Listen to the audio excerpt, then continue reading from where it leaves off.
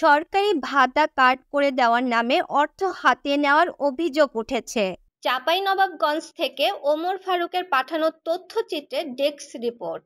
নারীদের টার্গেট করে প্রতারণার মাধ্যমে অর্থ হাতিয়ে নেওয়ার অভিযোগ উঠেছে চাঁপাইনবাবগঞ্জ সদর উপজেলার বারোঘড়িয়া ইউনিয়নের ফাহমিদা আক্তার ফুলেরা নামে এক নারীর বিরুদ্ধে। এ নারী নিজেকে পরিচয় দেন সমাজসেবার কর্মকর্তাদের ঘনিষ্ঠজন হিসেবে। কখনো বলেন উপজেলা পরিষদের কথা, কখনো জেলা পরিষদ সহ বিভিন্ন সরকারি দপ্তরে চাকুরি করেন। আর এসব পরিচয় দিয়েই বলতেন প্রতারণার জাল।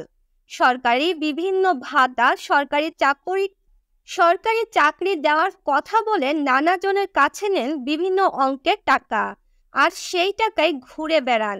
সেই ঘুরে বেড়ানোর ভিডিও প্রকাশও করেন আবার নিজের টিকটক অ্যাকাউন্টে। এ নিয়ে শনিবার প্রতারণার শিকার নারীরা চাঁপাইনবাবগঞ্জ সদর থানায় অভিযোগ জানান। এর আগে শুক্রবার বিকালে তারা অভিযুক্ত ফাহমিদা আক্তার ফুলেরার বাড়ি ঘেরাও করে টাকা ফেরত চায়। এ বিষয়ে অভিযুক্ত ফুলেরা বেগম বলেন, আমি কিছু টাকা নিয়েছি, যাদের কাছে টাকা নিয়েছি তাদের টাকা ফেরত দিব। আমি টাকা নিয়েছি সেটা অস্বীকার করব না, কিন্তু যত টাকার কথা বলা হয়েছে তত টাকা আমি নেইনি। আমাদের বাড়ি এসে বলেছিল আমি সমাজসেবা উপজেলা সমাজসেবায় চাকরি করি, ইফরাত জাহান ম্যাডামের সেক্রেটারি আমি চাকরি করি, তো এরকম কার্ড করে দিতে পারবো। আমার মা অসুস্থ ছিল, ক্যান্সারের রোগী, ওখান থেকে কিছু টাকা পাইয়ে দেবে বলে টাকা নিয়েছে, আমাকে মৎস্য ট্রেনিং করাবে বলে টাকা নিয়েছে, আমার ছোট ছেলের কার্ড করে দিবে বলে টাকা নিয়েছে আমার কাছ থেকে 50,000। কে নিয়েছে? ফুলেরা নিয়েছে। সমাজসেবা উপজেলায় চাকরি করে বলে নিয়েছে, ও সরকারি চাকরি করে এ বলে আমাদের। কত টাকা নিয়েছে? আমার কাছ থেকে 50,000 নিয়েছে, আমার বোনের কাছ থেকে, খালাতো বোনের কাছ থেকে, সবারই কাছ থেকে মিলে 1-1.5 লাখ টাকা নিয়েছে। আমার নাম আর গ্রামের নাম বলবেন, আর কি বলে টাকা নিয়েছিল, কয় টাকা দিয়েছেন, আর ওই যে ফুলেরা ওই কিসে চাকরি করে বলেছে আপনাকে না, ওটা বলবেন। সে সমাজসেবা বলবেন যে সমাজসেবাতে চাকরি করে, আমাকে কার্ড করে দিবে বলে আমার কাছে এত টাকা নিয়েছে। আমার নাম মোসাম্মদ সেলি বেগম। ও ছাত্র গেছিল, তো গাছ খেয়ে ভালো হয়েছিল, তখন আমি একটা গাছ খেয়ে ভালো হলাম, তো আমি তোমাকে একটা মানে উপকার জিনিস করে দেবো, তো আজীবন করে খাবে দিয়ে টাকা নিয়ে এসছে, একটা কাট করে দিব। কিসের জন্য টাকা নিয়েছে? কাট করে দিব কই, আমি গাছ খেয়ে ভালো হয়েছি, তাকে আমি কাট করে দেবো, আমি ভালো হয়েছি। কত টাকা নিয়েছে? 3 জন মিলে 25,000। 3 জন মিলে দিয়েছেন? জি। কাকে দিয়েছেন? ওই ফুলেরাকে, মানে গাছ খাওয়ার যার কাছে খেয়েছে তাও দিয়েছে, আমাকে খালা বানিয়ে দিয়েছে, আমার মেয়েও দিয়েছে। বারোঘড়িয়া বাসা, উনি চাঁপাইনবাবগঞ্জ সদরে সমাজসেবা অধিদপ্তরে চাকরি করে। এই পরিচয়টা আমাকে দিয়েছিল, তো আমরা এখানকার পরিচিতিটা পাই আমার বোনের মাধ্যম দিয়ে। তো আমার বোনের ননদ অসহায় একটা দরিদ্র মহিলা, তার স্বামী নাই,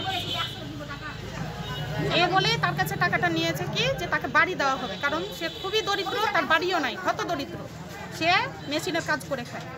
এভাবে তার সাথে পরিচয়, তার কাছে তো 50,000 নিয়েছে এবং বলেছে উনি সমাজসেবা অধিদপ্তরে চাকরি করেন, সে মানুষের সেবায় কাজ করেন এবং সমাজ থেকে আমাদের মাননীয় প্রধানমন্ত্রী সরকার মহিলা বিষয়ক অধিদপ্তর এবং বিভিন্নভাবে আমাদের বাংলাদেশের নাগরিকরাকে বিভিন্নভাবে সচেতনমূলক কার্যক্রম করছে, আমরাও জানি এটা।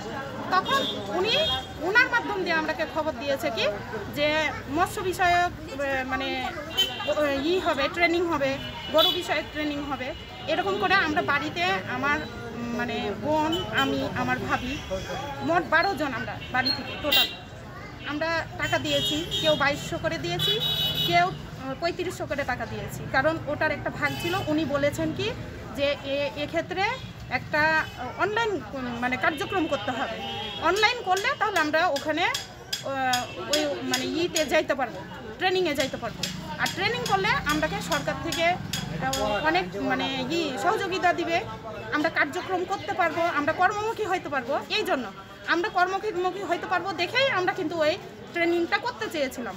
কারণ এটা তো ভালো কথা যে মানুষ কাজ করতে পারবে, এভাবে আমরা তাকে বিশ্বাস করে টাকাটা দিয়েছি। কিন্তু বাড়ির ঠিকানা সঠিক দিয়েছে উনি, কিন্তু নিজে যে সমাজসেবাতে চাকরি করে এ কথাটা মিথ্যা বলেছে।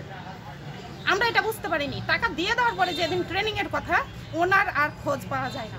তখন আমরা বাসার দিক খোঁজ নিতে লাগলাম। অফিসে গেছিলাম প্রথমে, কিন্তু ওখানে যে দেখা গেল ফুলেরা খাতুন বলে কেউ নাই, ফুলেরা নামের কেউ নাই অফিসে।